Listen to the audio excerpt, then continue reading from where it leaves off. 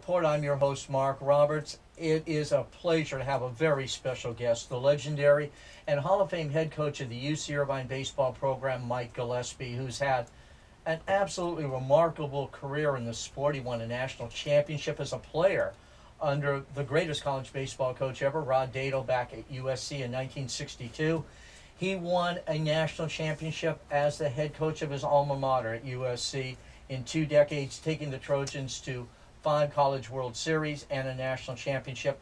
And all he's done is win 70% of his games at UC Irvine, get the Anteaters to 4 consecutive postseason appearances. And he left that all behind last summer, year before last, to become a movie actor. And part of really one of the big hits of the summer and fall, the movie Moneyball. Mike had a part in it, as did several Anteaters and one of his coaches, Bob Macaluso. Mike, thanks for taking time. How are you, Coach? Good to see you, Mark. Whoops. I'm having voice issues. No, it's all right. It's all right. I have one all the time. Hey, let's start with the movie. There's so much to cover here. Moneyball is kind of it's a fun movie and a hit movie, but it really deals with a different look at the way you develop a baseball team. And if anybody knows anything about building a baseball team and baseball program, it's you, Coach. 40 years and counting as a head man at 3 successful 2 universities and at the community college level. Tell quickly our audience the basic premise of Moneyball, the idea that general manager of the Oakland Athletics, Billy Beane, had for this concept and way to play baseball. Well, excuse me, Mark. Some of your folks listening out there may have read the book Moneyball, of course, which was the premise from which this movie was made. And basically what it was that the Oakland A's, and this was in the early part of the 2000, 2001 and 2 and 3 seasons, Billy Beane, the general manager of the Oakland A's, was kind of on an ongoing basis confronted with the great difficulty of trying to build a contender on very, very limited resources, meaning limited dollars. Right. And he and his staff came upon the idea that it might make sense that they look to sabermetrics. The idea that they could go to the computer, that they could go to the information available on the successful players, not necessarily players that would be evaluated to be the players with necessarily the biggest tools in the game, that would garner the highest salaries in the game, but players that had shown some great success in terms of getting on base.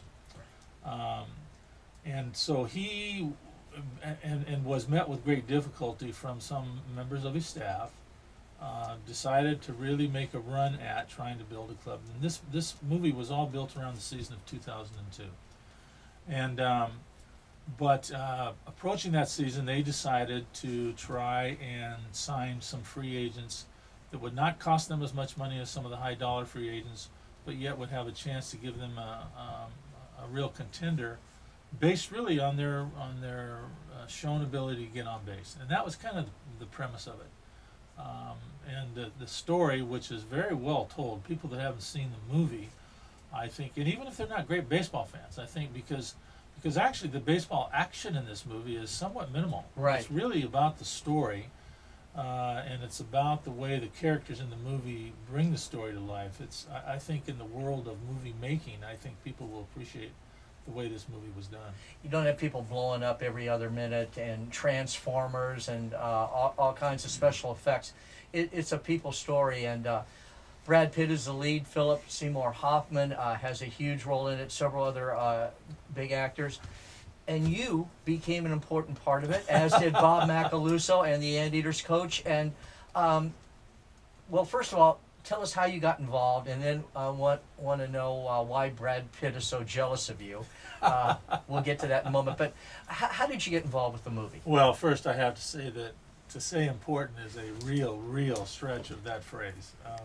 But what happened, as quickly as possible, my son-in-law, Chad Kruder, who was the head baseball coach at USC at the time. And a successful major league player for a decade and a half. Yes, that's right. He was asked to be the technical advisor on the movie. And so in preparing for that, and knowing that he was going to do that, I got on the phone with him and said, okay, so I know you're going to have some say in who's in this movie. And really what I had in mind was that he would find a place for Bob Macaluso, Mac, who is our volunteer coach. Yes. And volunteer is really an accurate phrase for what he does. He volunteers, is paid no salary, so the chance to earn a few extra dollars in a little bit part was something that represented what might be of some importance for Mac. So Chad promised that he would do what he could on that, and in fact made that happen. Right. As it got close to the time that they would start this filming, they were looking for a few other guys, so Chad called me and said, we're going to need you for a couple of days too. And the idea was that both Mac and I would be we would take part in what would be a spring training scene. Okay. For the Oakland A's, what they did was they converted Blair Field in Long Beach, the home of Long Beach State, Right. into the Oakland A's spring training site, both the field as well as the clubhouse. And our scene would be what in baseball they call PFPs, pitchers fielding practice, and it was kind of a mixture of infielders, pitchers, and catchers in a hodgepodge of pitcher skills. Right. And we Covering would, first base on a ground ball to the right side. Absolutely. And we would be 2 of 3 guys that would be handling the fungos. That's all we were supposed to be doing. And in what became a 2-day career in the movies, that is what took place on the first day. And there's some interesting instances, I understand, that when Bob Macaluso got involved that occurred. Well, yes, that's true. And what had happened was Philip Seymour Hoffman, as you mentioned, one of the co-stars in the movie. Who's won an Oscar playing Yes. Truman Capote. Yes. Tremendous actor. And a really good guy, by the way, and a great baseball fan. He's a great Yankee fan. He lives in New York City. And boy, he can really talk the talk about the Yankees. I mean, he knows the players, he knows the history, which is all beside the point. But he played the role of Art Howe, the manager of the Oakland A's in that season.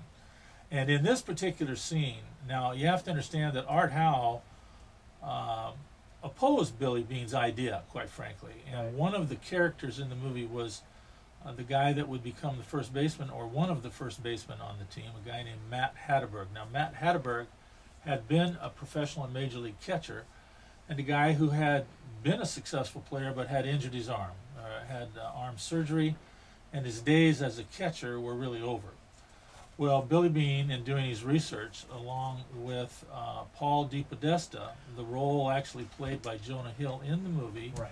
and had a different name, quite frankly, because Paul DePodesta, as is now known, refused to lend his name to the movie.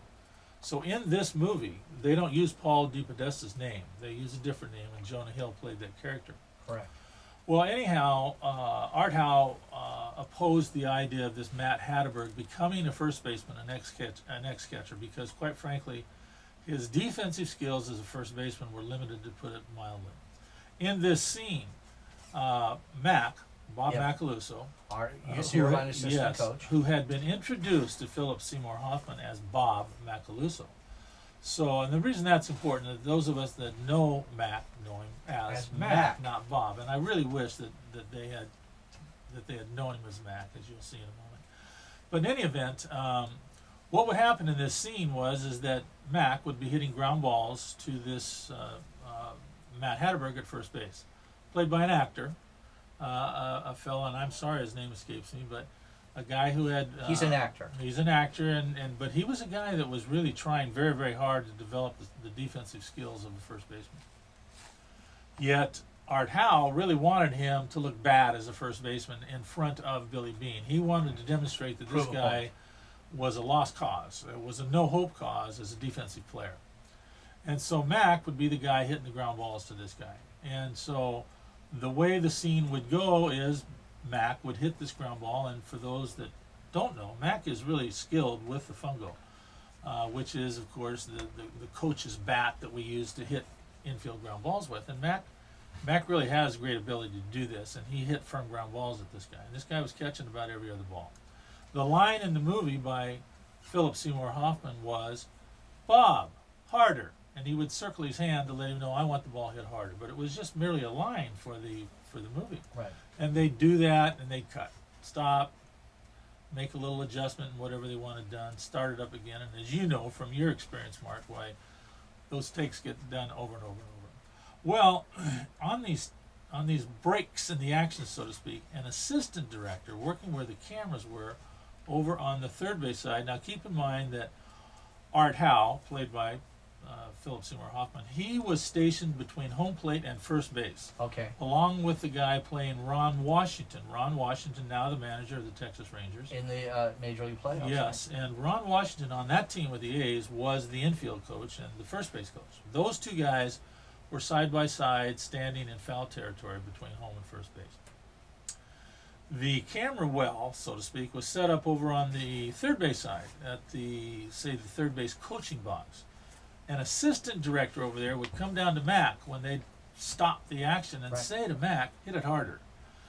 There was a disconnect between what the assistant director was saying to Mac to do and, in fact, what the line was. It was simply a line by Art Howe to hit it harder, but this assistant director really wanted him to hit it harder. Well, Mac knew he was hitting it plenty hard enough. Right. And the poor guy playing Matt Hatterberg was struggling to catch the balls that were hit at him. Yeah. Well, this happened maybe 5 or 6 times. And Mac started to get a little irritated by this guy coming down to tell him to hit it harder. He's not doing his job right. That's right. Yeah. And as a matter of fact, the guy came down about the 3rd or 4th down, and he said to Mac, hey, why don't you lift up your skirt and hit it harder? And Mac got a little bitter about it. Oh, I would say. So now Mac started airing out that fungo. He started hitting rockets at this poor guy playing first base. And balls were going off this guy's kneecaps, off his elbows, off his shoulders. He crawled off of that. He needed a Kevlar vest. He was wearing this guy out. And the guy was really game. He really hung in there and battled. The guy kept coming down to him and saying, hit it harder. And finally, Mac turns to me, because I was on the fungo right next to him, and Mac says, I don't like this movie stuff. And the next day, when this scene was all done, so now it's the next morning, Matt Hatterberg, the character of Matt Hatterberg, came in with an ice pack on his knee and an ice pack on his shoulder and an ice pack on his elbow. He had taken a beating from Mac. Mac wore that poor guy out. And that was Mac's one day in the movies. And now that scene, as it shows up in the movie itself, the line has been left out. It shows Mac hitting the fungos. Right. And it shows Matt Hatterberg catching the ground balls. And it shows Philip Seymour Hoffman making the circular movement with his hand, but you don't hear the line. It's too bad, because we all would like to have heard him say, Bob, harder. Oh, absolutely. And people must understand Bob Macaluso was one of the nicest people, a little bit shy when you first know him, loves baseball, dedicated, loyal, and just likable. And, hey, he makes the bus trip worth it, riding up there back with Mac. His interaction with the coaching staff and with the players, he's a player favorite. Yeah, and he's not shy around Fumi, I'll tell you that. That's true. We'll take exception to that. Mike, you got a chance to meet Brad Pitt, talk to Philip Seymour Hoffman. What was it like being around a star like that? Are they regular guys? They were regular guys. I'll tell you what, I was very impressed with both of them. Clearly, if you're a movie fan, who doesn't know who both those guys are and what their work has been? And you're probably left to have probably develop your own impression of what they might be personally. And for me personally, it was far different than what you might anticipate, because they really were regular guys. They were one of the guys with everybody, and I'm talking about the other actors. There were a lot of baseball players, ex-baseball players that played the roles of the baseball players in this movie. Ex-professional and college baseball players played these parts. They mixed with those guys. They mixed with us. They mixed with the crew. They were. I don't know why they wouldn't be nice, normal, and friendly with everybody, but they were. And so they really put people at ease. And when there was downtime, and there is substantial downtime in that business, it is awful, isn't it? They were. I found them to be great. I'm really I was a fan anyhow, but now I'm a huge fan of both those guys. You know, he's speaking of Brad Pitt, because he's a matinee idol, he is a really versatile and good actor. Just saw him last weekend on AMC. They repeat the movie Seven, which is just a shocking movie and a tremendous performance, and how all that plays out. So now, was he a little put off, a little jealous? Is that why you chose not to attend the cast party and everything, because you were getting the attention from the ladies and not Brad? Well, I think he probably was afraid that Angelina Jolie would meet me. Yeah, actually. Yeah. Well, Barbara might have had something to say about that. Mike, what do you think? I mean, I have not ever been around somebody that knows baseball any better than you, let alone maybe as well as you, with all your genius and all your experience. What do you think of the theory of Moneyball and the idea that Billy Beane came up with? And, you know, I've seen you use so many different styles and so many different idiosyncrasies and parts of the game of baseball and strategy. Your thoughts on it? Well, I sort of think the proof's in the pudding. I think that what his theories were, along with the person who was in reality Paul DePodesta, right, I think they've borne fruit. I think that what they did, again, as a result of limited dollars, limited resources, in finding quality winning players, because they won with that team, and they did. Yes, they did. As a matter of fact, they won that division. They had won it in back-to-back years.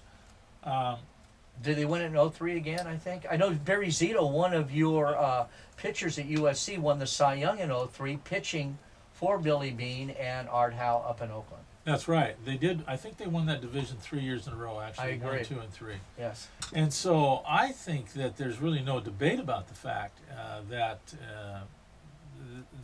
they succeeded in their attempt to find quality players to supplement other really good players on that team. You mentioned Barry Zito. They had a great pitching staff on those teams, because I don't think Billy Beane tried to make the case that, well, these guys will take the place of some other great players. It's just that this is what we must do to make our budget work, and to find additional pieces to make this whole thing be a winner. And he has said many times that because I think it was thought that he was trying to eliminate scouts, minimize the role of scouts in the evaluation of players, and he was really not doing that, and did not do that. They maintained a high level scouting system to this day, but it was just a way to augment what was their limited resources. And so I think we know for a fact that other clubs have followed suit on this and had some success. Yes, and what happened, I think, that made it different for other clubs was, let's take the Boston Red Sox, for example. When Theo Epstein became the general manager, he had many of the same ideas, but with much, much greater resources. So they could invest in the high-dollar free agents, as well as continue the attempt to find the kind of player such as was Matt Hatterberg, because Matt Hatterberg became a success on, for example, that 02 team in this Moneyball situation. Well, and Epstein would have a choice of making that an element, the Moneyball concept, with the Red Sox, with other types of players that could hit home runs and big money guys, where Oakland didn't have that. Have you ever had extended conversations and spent time with Billy Beane, the person himself? No. Okay. No. Because he certainly. Yeah. Pardon me for interrupting. I actually never met him. I think when they moved the shooting of this movie from Blair Field to Oakland, right. I know for a fact that he was present a lot. I mentioned earlier my son-in-law Chad Kruder, and he was there, and he did spend some time with him, quite a little bit of time actually. But he was not. If he was in Southern California, I did not see him in my 2-day career.